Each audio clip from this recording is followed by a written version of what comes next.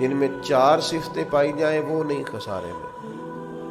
ان میں پہلی صفت یہ ہے کہ الا الذین آمنوا، بے شک وہ لوگ جو ایمان لائے، مگر وہ لوگ جو ایمان لے آئے، جن کا ایمان مضبوط ہو، جن کا عقیدہ ہو کہ اللہ ہمارا رب ہے، وہی پیدا کرنے والا ہے، وہی رزق دینے والا ہے، اسی کی تقدیر کا غلبہ ہے، رب کریم ذرے ذرے کو جانتا ہے، اللہ تعالیٰ نے جس حال میں رکھا ہے یہی حال میرے لیے بہتر ہے، انسان محنت پوری کرے، نتیجہ اپنے رب پہ چھوڑ دے، اسباب سارے جمع کرے، بھروسہ اپنے اللہ تعالیٰ پہ کرے، عقائد کے لحاظ سے پختہ ہو، اور پھر اس کا عقیدہ ہو کہ بعد از خدا بزرگ توئی قصہ مختصر، کائنات میں سب سے عرفہ والا، عظمتوں والے، شانوں والے، بلندیوں والے، رفتوں والے، کائنات کے امام، نبیوں کے امام، رسولوں کے امام، فرشتوں کے امام، محبوب مطلق اگر کوئی ہے تو جناب محمد رسول اللہ ہے صلی اللہ تعالی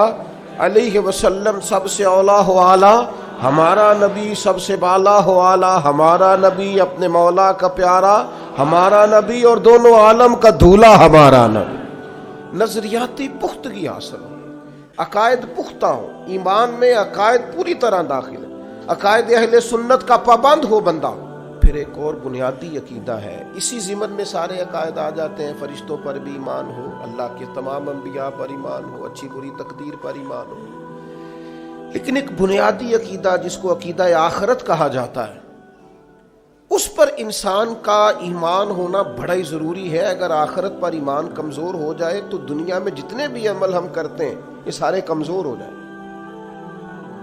یہ جو لوگ ڈپریشن میں، ٹینشن میں، انزائٹی میں چلے جاتے ہیں اور ایک بات بار بار کرتے ہیں کہ میرے ہی ساتھ ایسا کیوں ہوتا ہے، آخر بڑی ہی کوشش کے بعد میں ہی ناکام کیوں رہ گیا، تو انہیں بتایا جائے گا کہ کامیابی پتہ کیا ہے؟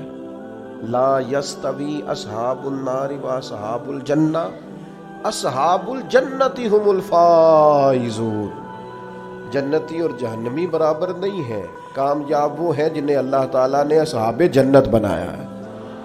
جو جنتی ہیں وہ کامیاب ہیں، جس کو اپنی آخرت کے تعلق سے اللہ تعالیٰ نے فکر سلیم دی ہے، راہ ہدایت دی ہے، اعمال حسنہ پر استقامت دی، اور وہ سمجھتا ہے کہ میں محنت اپنی آخرت کو ٹھیک کرنے کے لیے کر رہا ہوں، جد و جہد میری اپنی قبر کے لیے، حشر کے لیے، آخرت کے لیے۔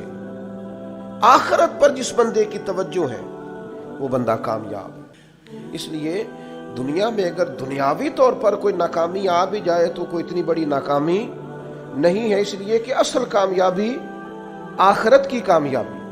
تو عقائد مضبوط ہو، اور پھر عقائد اہل سنت کی پابندی اس کے پاس موجود ہو، نہ رفس کی طرف اس کا رجحان ہو، نہ خارجیت کی طرف اس کا رجحان ہو، اس کے نظریات ستھرے ہوں، اجلے ہوں، خوبصورت ہوں، وہ رسول پاک کی ذات گرامی کی پوری غلامی کرنے والا وہ شخص، تو اس کے نظریات اعلیٰ ہوں۔ تو فرمایا کہ انسان خسارے میں ہے، الا الذین آمنوا، مگر وہ لوگ جو ایمان لائے، وعملوا الصالحات، اور جنہوں نے نیک اعمال کیے۔ اور یہاں بات ختم نہیں ہوئی، 2 صفتیں اور بھی پیدا کریں۔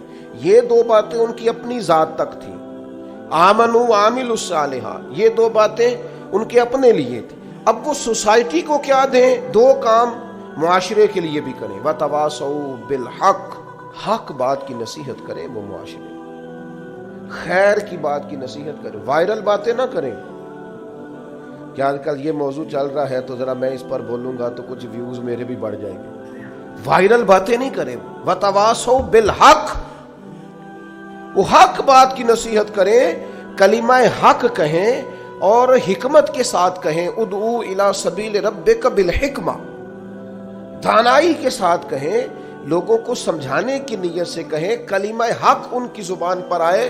اور میرے نبی پاک علیہ السلام نے فرمایا سب سے افضل جہاد ظالم بادشاہ کے سامنے کلمہ حق کہنا ہے۔ آپ حق کے ساتھ کھڑے ہوں، پھر آپ لوگوں کو امر بالمعروف کریں، پھر نہی عن المنکر کہیں، اور وہ بھی بندہ دیکھ کے نہیں۔ اگر امیر آدمی غلطی کر رہا ہے تو پھر آپ خاموش ہیں، اور کسی غریب کو کرتے دیکھ لیا ہے تو آپ نے دینی حکمت کو بھی پیش نظر نہیں رکھا اور اسے رسوائی کر دیا ہے، آپ نے اسے سخت ترین تکلیف سے گزار دیا ہے۔ حق بات کی نصیحت کریں، اور جو لوگ حق بات کہتے ہیں نا ان پر تکلیف بھی آتی ہے.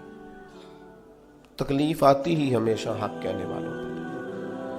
تو چونکہ میدان لگایا ہے، اب حق میں نکلے ہو، اب تم نے سفر شروع کیا ہے تو بھئی پیروں پہ چھالے تو پڑیں گے.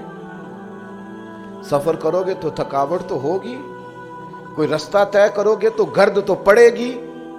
اگر کسی سمت تیز دوڑو گے تو مخالف سمت سے ہوا تو تیز آئے گی. اب وہاں گھبرانا نہیں.